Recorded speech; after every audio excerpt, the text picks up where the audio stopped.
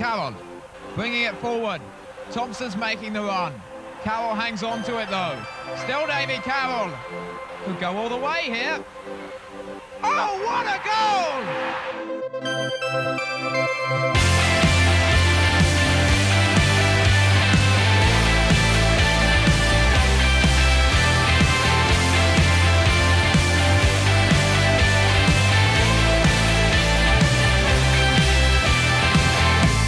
Hello, I'm Phil Catchpole and welcome to this week's episode of Ringing the Blues, the podcast dedicated to the mighty Wycombe Wanderers. On this week's show, we have all the action and reaction from the Chairboys game against Doncaster Rovers. We hear from Gaz and Adebayo Akinfenwa, plus there is FA Cup first round draw chat with our author-in-residence, F Cumming. But first, let's get the full League One results and a little Spanish lesson from Uri in Mexico City.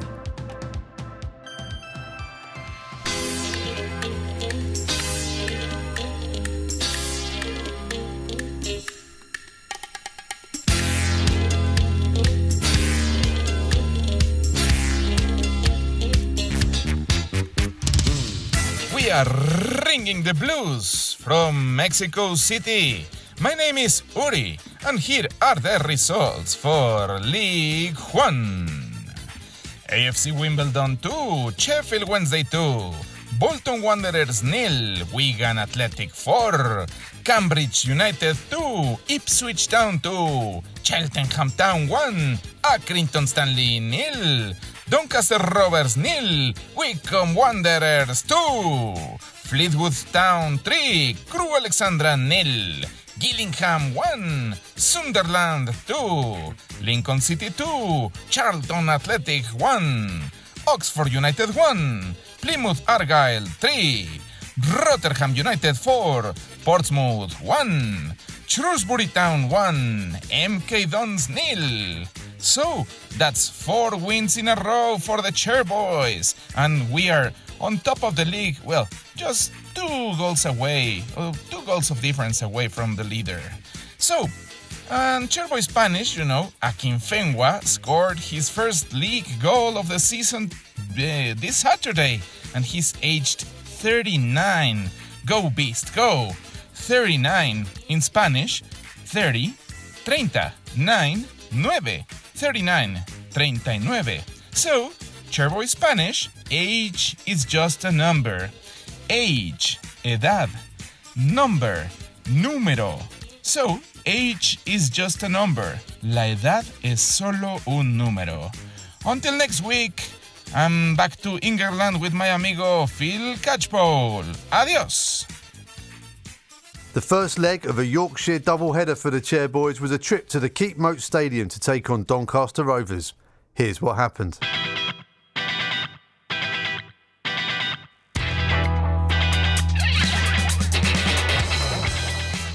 This team is a strong team, Doncaster Rovers, and this stadium's a nice stadium. They've got a great pitch. They try to play some good stuff, and some of the names on their T-sheet are definitely worthy of the top end of the league. So anyone drops their standards, and I've got a great squad to choose from. So it's not a threat. It's just I've got players looking at me thinking, what does it take for me to get a game? And at the moment, everyone's performing. So I've asked for that. I've asked for everyone to keep performing.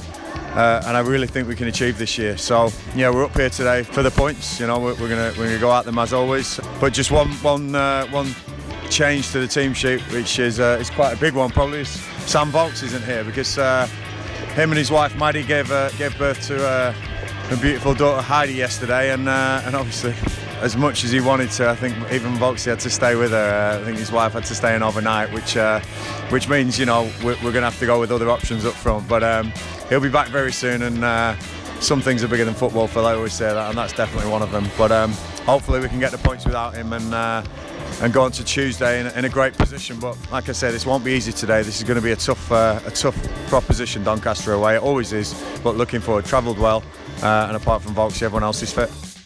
And he comes now towards the back post. Stewart gets up and scores! Great start for Wycombe Wanderers. Anthony Stewart headed in from Joe Jacobson's corner. Who else?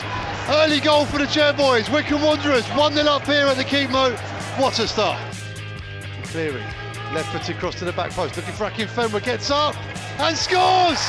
Adebayo Akinfenwa, 39 years old. on the last dance this season has doubled Wycombe's advantage here. It's Doncaster Rovers 0, Wycombe Wanderers 2.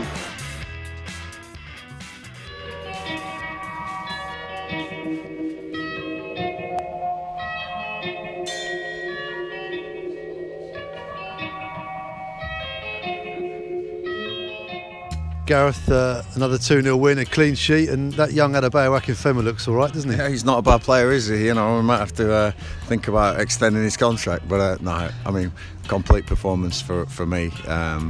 Again, very similar to last week. You know, we started out the traps like you wouldn't believe. The system would play sometimes, and what we saw in the week, analysis-wise, you know, Josh Hart again doing a cracking job on how we could break this team down. We saw some weaknesses and we exploited them, but at a risk of leaving ourselves open a little bit. But once we get ahead, you know, we saw the game out fantastically well. You know, a change of formation midway into the second half was always the plan. When Bayo comes off, we change formation to soak up pressure and soak up possession. So the possession stats will be in Doncaster's favour. That doesn't worry me one slight bit, because I think shots on target was restricted maybe to one chance. I think they crossed by first half, but one real chance that David Stockdale had to, you know, everything else was sort of a P-roller into him. There was no threat, we didn't feel, for big periods of that second half, and we always felt like we had the ability to break and score another one. Almost did, but it's going to be about picking the boys up now and getting those legs ready for Tuesday, because we've got a big trip to Rotherham, and I want to make sure that we are very competitive in that game.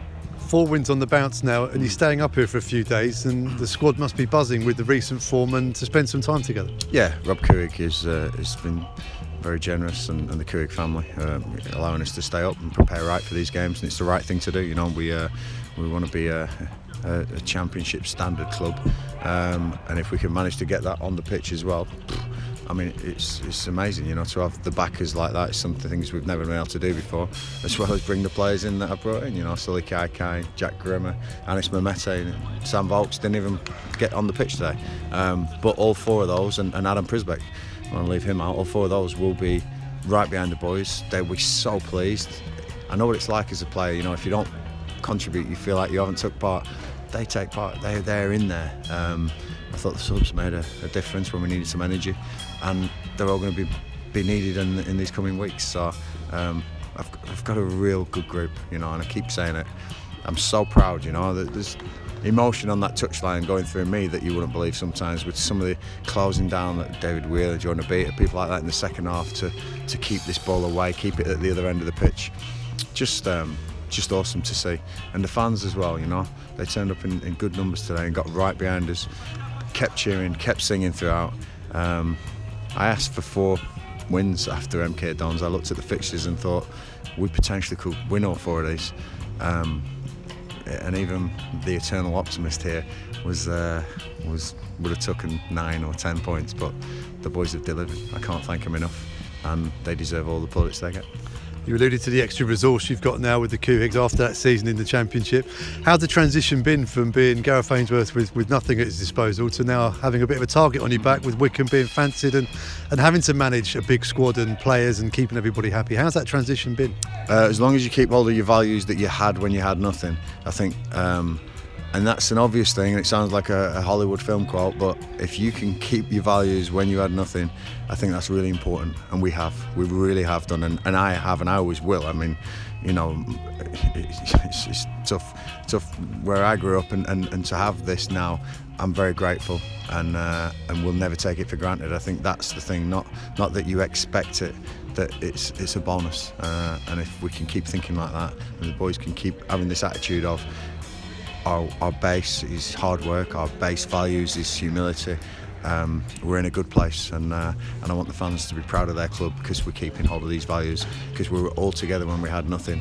Now we have things.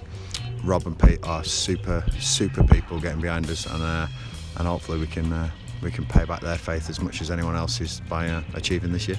From Hollywood quotes to the New York Stadium on Tuesday, I mean, that's set up to be an absolute cracker. Rotherham came down from the Championship as well, and that's going to be a real ding-dong match, isn't it? Yeah, it's always a ding dong match, as you say, Phil, at Rotherham. You know, back in the days when Steve Evans was manager there, you know, we had some cracking games. I remember a 3-2 when we were bottom of the league once. You know, so it's always a tough place to go, believe me. But last year I thought we performed really well when we went there in the Championship. Got a lot of respect for Rotherham. They're very similar. Club to Doncaster, you know, where they've been sort of yo-yoing between the Championship in recent years, and again they're showing the qualities in League One. So I haven't even had a chance to look at the results this day, but somebody's just told me they beat Portsmouth 4-1. So again, that's no mean feat, and we'll have to be on our toes on Tuesday night to get anything out of that game. Vokesy will be back, which is good. It might need to be after Bayo plays an hour on a Saturday, but I'm sure Bayo's appetite is wet for more goals as well. Listen, got a fantastic squad. I'm really, really proud of what we've achieved so far this season, and so far since I took over, never mind now. This club's in so much a better place than it ever was, and you got to thank the players and the staff who work here, and the people who back this place, and finally the fans. They've been here from day one, and they'll be here long after I've gone, but it's their club and I want them to be proud. Bayo, I interviewed you at this ground the week before the pandemic. Yeah. A lot in the world has changed since then, but you in your office doing the business as usual, nothing changes for you, does it? Yeah, nah. I mean, I was very mindful that I wanted to continue the momentum that we've got here and established here, and that was a Vokesy out here, Vokesy and little Heidi that came into the world and that. So we had to go and do family business, and I said, listen, I weren't planning to play for an hour. I said 20 minutes, but look, we know he had to jam with his family. But listen, the most importantly was to continue this momentum, and that's what we've done. I thought it was efficient. We blew him away in the first 20-25 minutes, and then it was an efficient performance other than that. And now we go on to another mammoth game on Tuesday. But Gaffer, to be fair, Gaffer said, look, this is the most important, get this out of the way, and then we prepare for Tuesday. And that's what we did. Let's talk about the goal. That was some cross as well from Gareth McCleary. Striker's dream.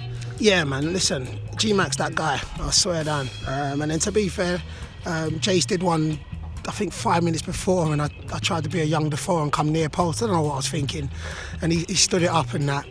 But yeah, listen, we've got that.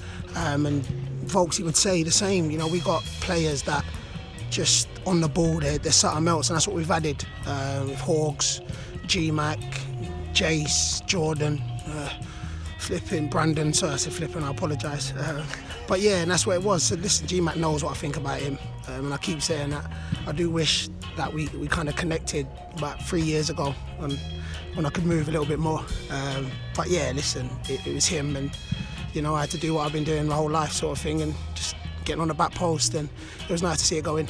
Final season, the last dance, does that mean you're savouring every minute that bit more? Oh yeah, you have to. And listen, we spoke, like we said, a year ago or longer than that, like just before the pandemic, and you see how the world can change very quickly. So look, man, I'm hurting now. When I mean I'm hurting, but at the same time I'm taking all in, because come the end of the season, fingers crossed, I won't be hurting like this no more, sort of thing. So listen, I take it all in. You know, the togetherness with the boys, that's what I love. You don't know me and how I put that on such a high pedestal. And listen, Vokesy gave me a message beforehand. Like, listen, go out there, big man, and do what you've done. And that's what we've got here. And as soon as I come to my phone, he had messaged me, and I said, yeah, man, that was for you and Heidi out here, you know what I'm saying? So listen, it's a beautiful thing, and I'll savour it all in. And trust me, I'm going to sleep tonight. So Vokes is a baby and Bayo delivers. Yeah, man, this is what we do out here. I see what you did there. It's a double entendre, you know what I'm saying? For them ones out there, but yeah, no, it's a beautiful thing. It's time to rest up and we go again Tuesday. And 39 years old, of all the squads you've been in, this squad here, is it the most special change room you've ever been in? Since I've been here, like, you know what I'm saying, I've been in the game 22 years now, and I think the last 6 years, the squads, of course, it always evolves and it changes, but what hasn't changed is togetherness. And I think it's rare. I keep saying it's rare. I think this game is a selfish game in the sense of football, because you've got to take care of you and yours. But when you can get a squad of boys and management that kind of put the bigger picture first, listen, for me, that's a powerful thing, and that's what's stayed the same. You know, players come and go, but that togetherness has stayed the same. So, yeah, man, it's just a beautiful 6 years, and if we can finish how I want us to finish, we're into the story that would be. Well, congrats on the goal and hopefully more to come. Thank you, my brother. Blessings.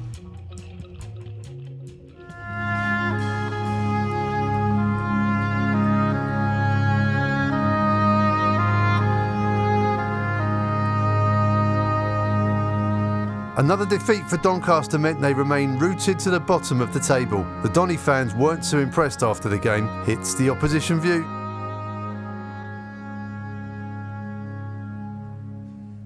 Tony Styles. Do our players actually train to give a dangerous free kick away in the first minute of each half? As usual, more shots, more possession, but less goals. Wycombe had their shots in the first and last 20 minutes and might as well have gone for a tea break whilst we farted about in between. Shaggy. If your defence is considerably weaker than your attack, you inevitably concede goals and lose games. It happens, and apart from any super optimists, I'm quite sure the majority of our fans know this. Chris Black come back. Our defence has been terrible for far too long. How many clean sheets have we kept over the past year? Different players, different managers, same result. We seem psychologically unable to keep a clean sheet. It's inevitable that the opposition score and we then spend the rest of the game failing to score, usually against 10 men behind the ball. Sally Honch. I'm trying my best to remain positive. Wycombe came down from the Championship and I didn't think we would get any points today. But it's the performance that's worrying. Something's got to change. Individually, we have a good team, but we can't score and we can't defend. Dicko's won. I thought we played well today, but Bostock is no good, Vilka isn't strong enough, Anderson has lost the plot, and Dudu was poor. Wycombe created nothing other than the two headers, which were defended woefully. Gloucester. We didn't lose to a better footballing team today. We were out-muscled and lost to a team that were cute in their time-wasting tactics and bullying of the opposition. Afro goal machine. A ref with a spine and some rub of the green, and we'd have won that. Wycombe are Bessie Red. The worst mix in football is a team that plays dire footy, that's Wycombe, and a team of officials without the bollocks to stop them cheating. Since 1969. Today, we were beaten by a team who play as such and have a proven system that gets results. We, on the other hand, just looked pathetic at the back and toothless in front of goal. Pliskin. We are hopeless. Can't do the basics in defence and have no clue how to make anything happen in attack. Yes, we played some nice triangles in the second half. Once Wycombe had decided that they'd already won the game and let us have the ball, knowing that we'd do naught with it. And so it proved. Billy Stubbs' tears. We were totally and comprehensively mastered today. Apart from that surge by Haula with the shot that hit the woodwork, we never seriously looked capable of stepping up once they had scored their two men against boys goals.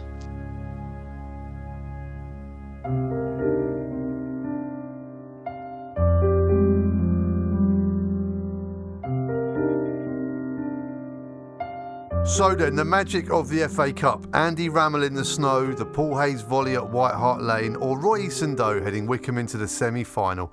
We've all got our favourite FA Cup moments. Well, for one Wycombe fan, each FA Cup round is like Christmas. On the line now is long-time Chairboys fan and author, James Cumming. James, how are you, mate? I'm good, Phil. Thank you very much. Yeah, you good? I'm very good indeed. I can imagine now you are at peak excitement. FA Cup first round draw. I mean, it doesn't get much better than this for you, does it?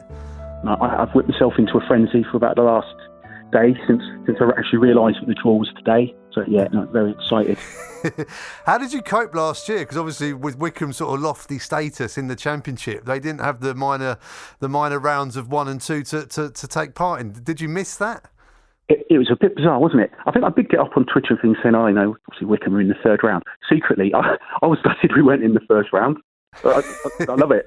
So I was really disappointed when you saw like there were some like really small teams doing really well, and you thought, and so there's a lot of visibility to the FA Cup, the early rounds. So I hated it that Wycombe weren't in it, although it's nice consolation. But we were flying high, not flying high, but in a higher league. Although I must say, as far as I'm concerned, we're the highest ranked team in the tournament at the moment because we finished highest last year out of everyone. So we are the giants, which is slightly disturbing because I like to be like some giant killings, but actually don't want to be the giant. But we are the biggest team in the tournament. I think that's undoubted. Well, that is a really good point because normally, even with joint top, if I think the EFL or the Football League paper called it joint top, I think, don't they? But, we're only behind Plymouth on goal difference with a game in hand. So technically points per game would be top. above That's 100% them. joint top. So, yeah, we are incredibly highly ranked in this competition. Down the years, I think we've had a trip to Solihull and recently and things like that. But they've been a bit uninspiring, these draws, haven't they? Sort of teams in the Football League that we've been to before and stuff. What were your hopes for this draw? And I must give the context here. We're both watching this draw at the same time. I'm in the studio, you're up at home up in Scotland, and we're watching the draw. It's going to be taking place probably in about half an hour now. I've rung you at the start of the programme, not realising they're going to talk to like the kit man at Maidenhead for 20 minutes before they make the draw. I mean, I'm not going to be too romantic about it. I want the lowest ranked teams in the tournament. So I just looked at level 8 teams. So when I started watching Wycombe, we'd have been level 6. So sort of Isthmian League, then Conference. Yeah, so we'd have been level 6, so level 8 team. So that's Marine, Mask, Pontefract Collieries. We'll play them because they'll be tired if they've been down the mines all morning. And Sudbury. I think there's only 4. I think there's 4, and then quite a few level 7 teams. But they're the ones. And I did look at when the fixtures are, and I would be adamant that I would want Mask or Gateshead because my daughter's got a swim meet down in Middlesbrough the weekend before the FA Cup. So if it was the week before, 100%, I've got to be in Middlesbrough on the Sunday, so that'd have been really, really convenient.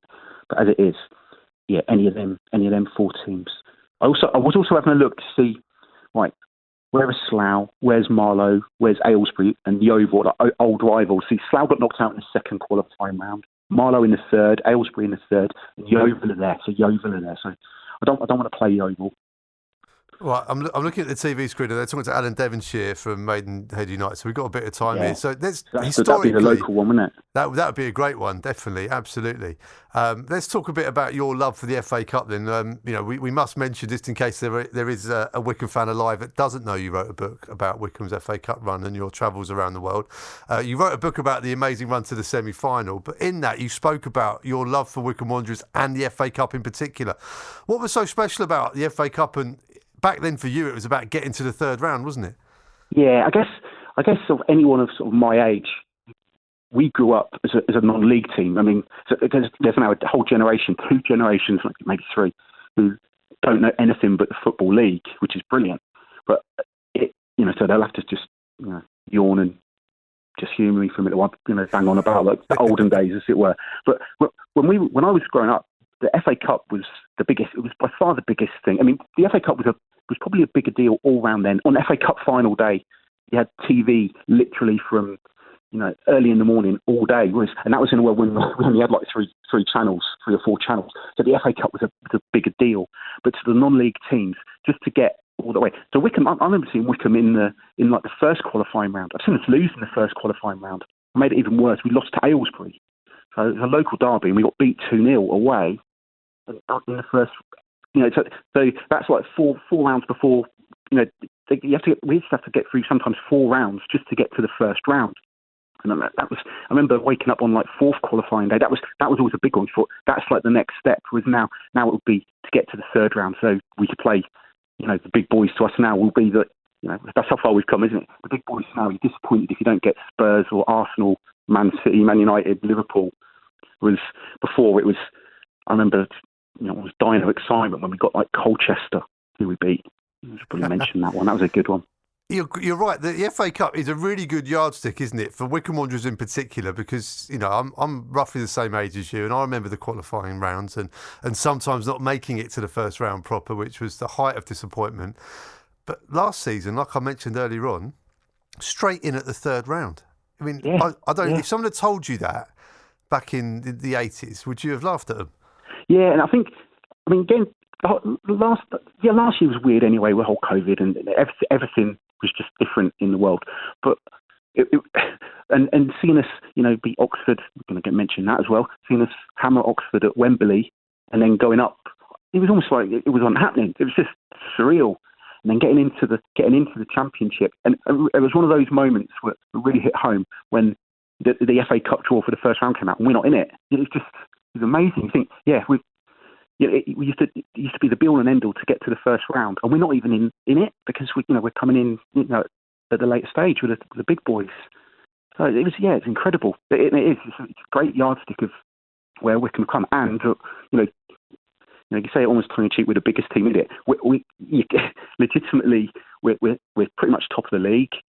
We were the highest ranked team last year. Okay, there's a couple of small fry teams, sort of Wigan, Portsmouth, who've probably won it in the last 10, 15 years, which they might put in a claim. But we've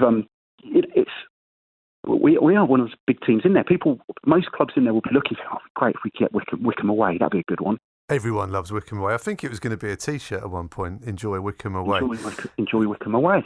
Well, exactly. I've asked you the teams that you'd love to get. I mean, I've had a look through the list, and the fixture that I thought I kind of dread, sort of Tranmere away, someone like that would just sort of fill me with dread. I think because of we've done it recently and the league games as well. So that's the thing to me. I'd love to go to a ground I've not been to before. What about you? Well, what's the ones to avoid?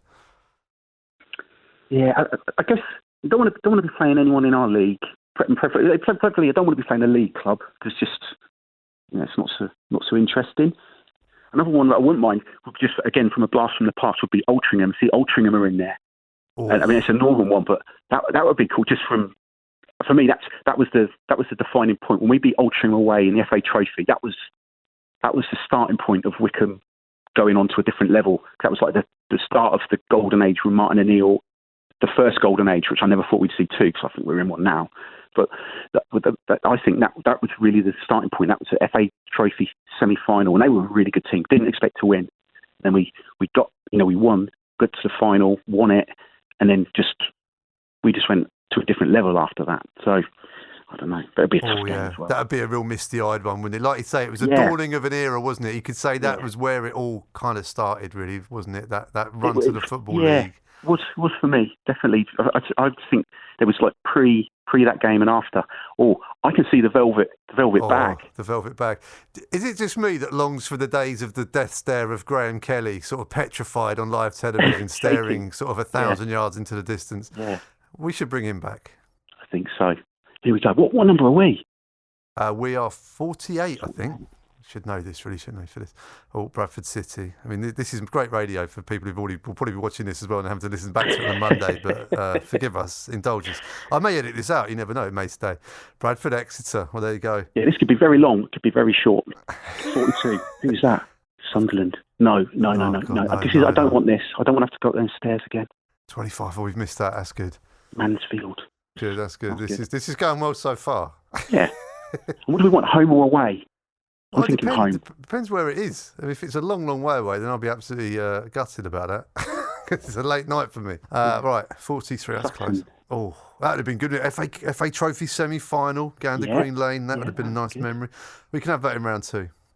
You said if we get the colliery team, then maybe we should field a team from Urquhart, just to sort of level the playing field a bit. Yeah, at least send the boys to do a shift in the morning.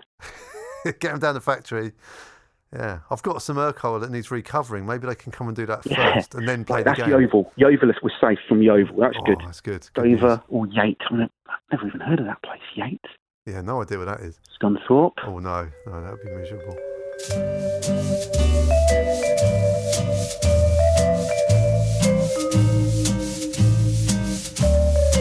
Banbury. This will be good because you can get the train from Wycombe directly to Banbury. This will be great.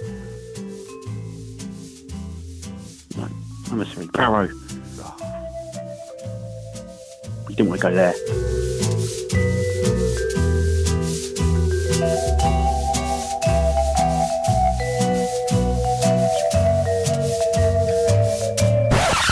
Here's that. Hartlepool. Oh no, not away. Oh, that would be awful. I hate the Seagulls there at the end. They attack us in the press box. Oh, you better get used to it. Oh no. Oh, come on. Oh. We're saying Glamour-Tie for Hartlepool, obviously, but our be dancing on the streets of Hartlepool. Our record there is pretty good, isn't it? Yeah, I think we won the last time. Last time I went there, it coincided with Ian Baker's stag do, as far as I remember. And I do remember glancing across the away end and seeing a man dressed as an ostrich, which I presume was Ian. It was Ian, yeah. Yeah. Okay, well maybe you can have a stag do after you've got married as well. So he's still married, so technically he can have a reprise of that. Phoenix from the Flames. Yeah. My only memory of Hartlepool is after the game, all the fans obviously leave. And then the Seagulls descend on the terraces and all the seats to eat all the chip wrappers and stuff. Oh, right. And we're still there, sort of doing stuff, and it is quite dangerous. So so I'm not looking forward to that, and it's a fairly long journey. So that is rubbish. Here's another one I see just coming up on the bottom now. Bowers and Pitsea. I don't know, no idea what that was. I think the only thing I can remember about Pitsea is thinking that in that TV show, people just do nothing. I think that's where MC Grinder moved when he got kicked out of Brentford, out of his flat. Is that Dane Bowers and Pitsea as well? Is he involved? Well, it could be. And it's like two teams, which is cheating. There we are. Well, whatever happened to Dane Bowers? Well, James, it's been a pleasure to watch the FA Cup first round draw with a man who holds his competition very close to his heart. And Hartlepool away. Well, it's close to Scotland, so are you going to make it? No, the problem is I've got to go to a swim meet that weekend. So although very excited about all of this, I'm just going to miss it anyway. There was a flaw in this interview, wasn't there? There was. But we should touch on the book again because your book was as rabid as you were for the FA Cup and your desire to see Wycombe progress into the third round and beyond. The whole point of the book was that you missed it because you decided to go travelling around the world, which tallies beautifully with a tale of travel and also Wycombe's march to the FA Cup semi-final. So perhaps there's going to be a reprise one of these seasons. Perhaps it could be a book about taking your kids to swim meets and Wycombe marching to Wembley in FA Cup glory. Yeah, Wycombe winning the FA Cup, and I missed it because I was timekeeping at some godforsaken swimming pool. It was about 1,000 degrees, about to pass out, and Wycombe won. Yeah. Well, I'd read it. So get back on the computer, mate, and bash out another book for us. Hopefully, we can reconvene for round two. Where there'll be slightly less balls in. This sounds like Radio Gold, so I can only imagine this is going to happen. We're going to have to do this every single round because it's what the people are going to want, isn't it? I mean, I'm anticipating a call from TalkSport this week to say that this is a great format. Let's do this live. Well, James, have a great time taking your daughters to swim meets, etc., and following the Blues from afar. And just before we leave, Marske United or Gateshead will play Altrincham. See. That's because I would have been happy with either of those. I hope they're happy together anyway. Right, that's your lot for this week. Many thanks to Gaz, Bayo and James. We'll be back soon. Come on, you Blues.